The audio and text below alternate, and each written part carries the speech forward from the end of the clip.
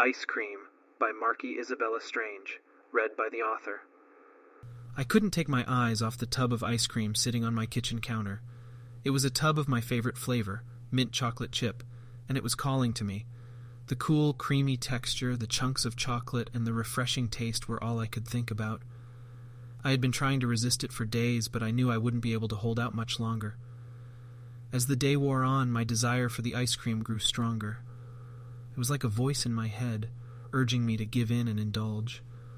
I tried to distract myself with work, chores, and other activities, but my mind kept wandering back to that tub of ice cream.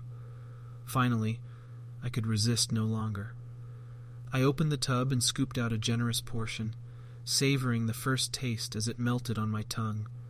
The minty flavor was refreshing, and the chocolate chunks were just the right amount of sweet. It was everything I had hoped for and more. I kept scooping and eating, unable to stop myself. The more I ate, the more I wanted. I could feel my stomach starting to ache, but I didn't care. I was lost in a haze of pleasure, my senses completely consumed by the ice cream. As I continued to eat, I heard a faint voice in the back of my mind telling me to stop, but I pushed it away, telling myself that I deserved this indulgence. I kept eating and eating until the tub was almost empty. Finally, I put down the spoon and sat back, feeling both satisfied and guilty. The ice cream was delicious, but I knew I had gone too far. I had given in to my desire completely, and now I would have to deal with the consequences. As the night wore on, I felt the full effects of my indulgence.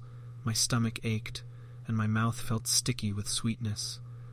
I tried to shake off the guilt, but it lingered like a shadow, reminding me of my weakness.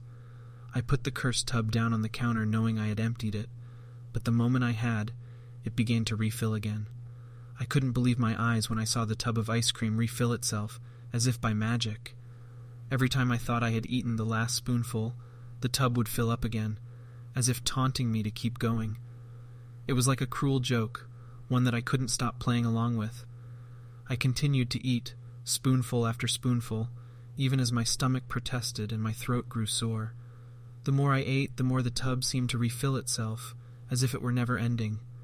Days turned into weeks, and I found myself unable to resist the ice cream.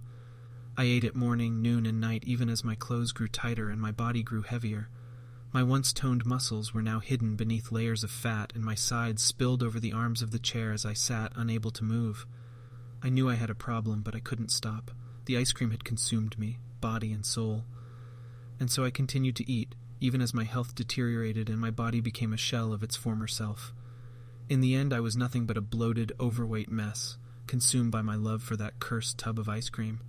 And as I lay there, unable to move, I knew that it had won. The ice cream had consumed me, body and soul, and there was no going back.